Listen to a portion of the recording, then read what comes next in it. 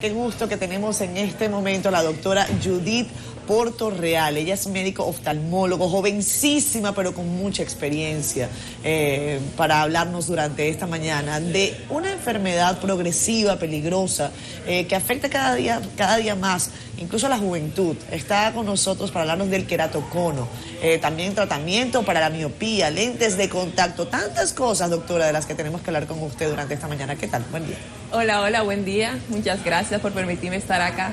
Es un gusto. Arranquemos por esa palabra tan compleja, por decirlo de alguna manera, que mucha gente quizás no advierte de qué se trata. ¿Qué es el queratocono? Mira, el queratocono es una enfermedad de la córnea donde esta es más débil de lo normal y eso hace que se deforme y pierda la forma esférica que normalmente tiene y adquiera una forma puntiaguda o cónica. Y de ahí es que viene el nombre del queratocono.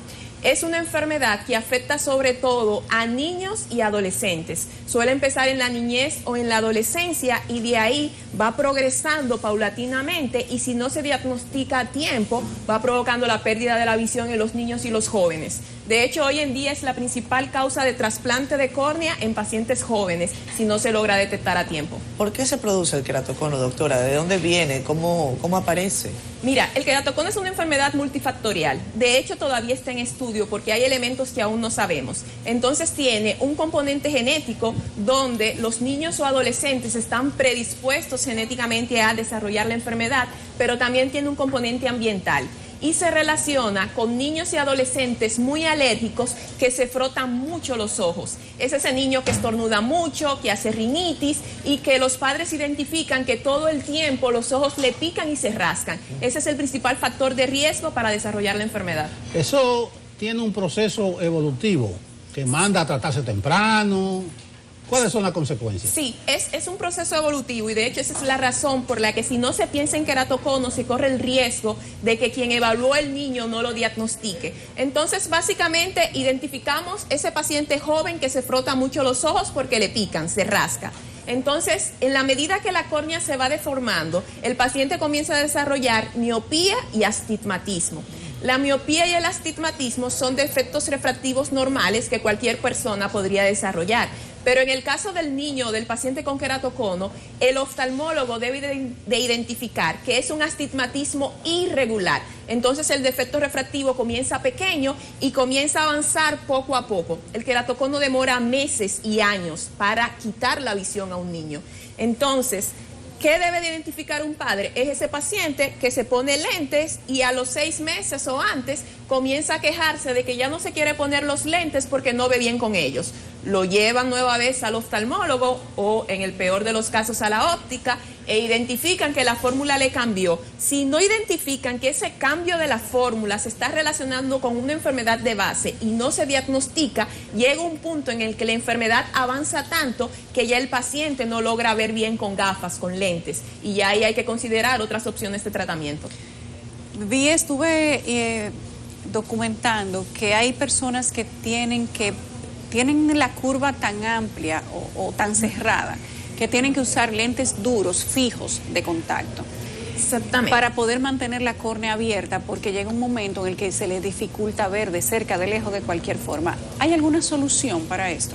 Mira, sí, lo que sucede es que en la medida que la córnea va tomando esta forma de cono y se va deformando, llega un punto que ese astigmatismo que se produce es tan alto, o sea que ese paciente necesita tanto aumento en los lentes que no logra ver bien con los lentes. Entonces, en ese caso hay que pasar a lentes de contacto. Solo que en el caso del queratocono deben de ser lentes de contacto duros, porque los lentes de contacto blandos que utiliza la población cuando no quiere usar gafas, como la córnea está deforme, el lente blando toma la forma de la córnea, entonces se deformaría con la córnea. Entonces por eso es que necesitamos un lente duro, un lente especial que no se deforme para que se convierta en la nueva córnea del paciente, por así decirlo, para que los rayos de luz enfoquen donde van. Llega un punto en el que los pacientes con queratocono son discapacitados visuales, porque si con su refracción usted no logra ver una visión de 20/200, o sea que cuando usted va al examen no ve la letra más grande, entonces legalmente se considera ceguera legal. Entonces, lo más importante en el queratocono es diagnosticar a tiempo para tratar de evitar que los niños lleguen a perder la visión. Ahora bien, la pérdida visual en queratocono, sí siempre debo de comentar, es una pérdida visual reversible. ¿Qué quiere decir? Que la visión que se ha perdido se puede recuperar. Pero mientras más temprano diagnostiquemos, menos tratamientos tenemos que hacer en ese paciente para recuperar su visión. Y si es un adulto, una persona ya de edad 50, 60 años, ¿cuál sería la solución? Si es un adulto, ya hay que evaluar el grado del daño. Ya en un adulto muchas veces hay que considerar que ya está en el tema de desarrollar catarata, en cuyo caso también hay que abordar el tema del lente intraocular, que hay que sustituirlo, pero básicamente el tratamiento del queratocono se maneja dependiendo de la etapa. En la primera etapa se puede utilizar lentes o gafas.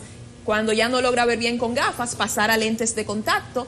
Ya si el paciente no quiere utilizar lentes de contacto o no lo tolera, entonces está la opción de utilizar, hacer tratamientos quirúrgicos.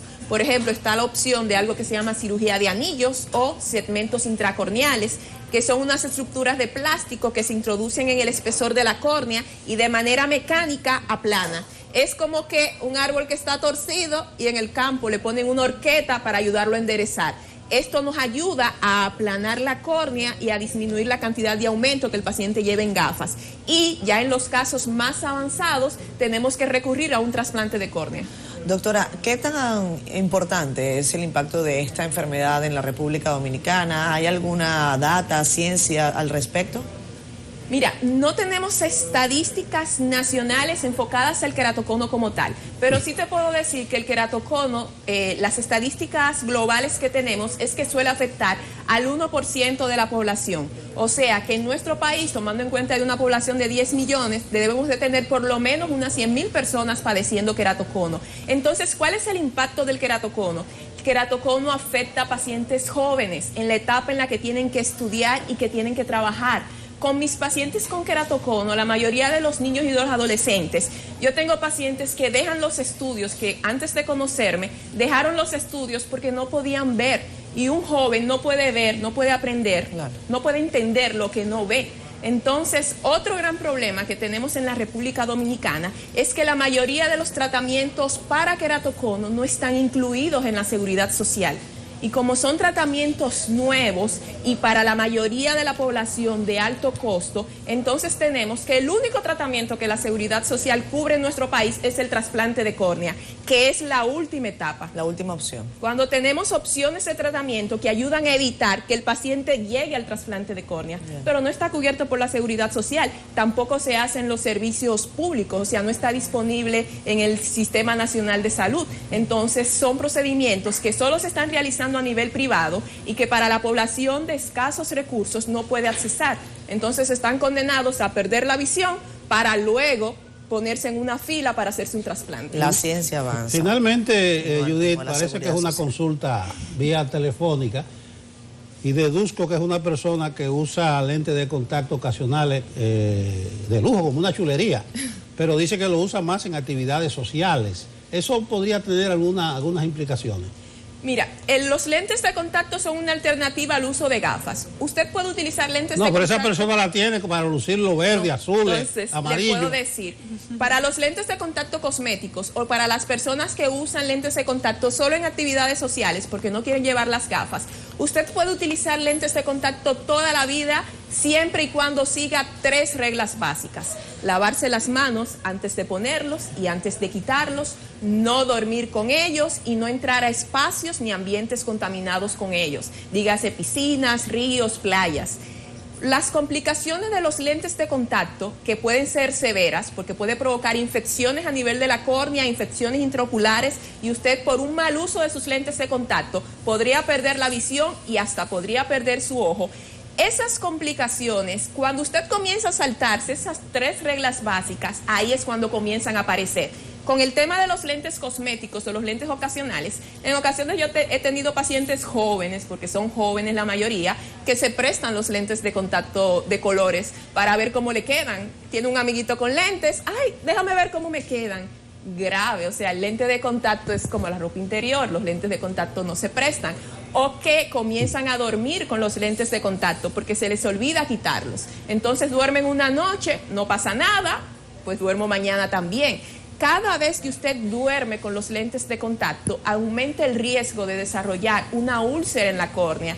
¿Por qué? Porque el lente de contacto es un elemento extraño en su ojo y las bacterias que normalmente viven en la superficie del ojo, porque nosotros tenemos bacterias que viven con nosotros, pueden colonizar el lente de contacto, comenzar a crecer en el lente de contacto y del lente de contacto entonces pasar a la córnea y tendríamos una úlcera en la córnea. Bien, muchísimas gracias a la doctora Judith Portorreal por habernos acompañado durante esta mañana.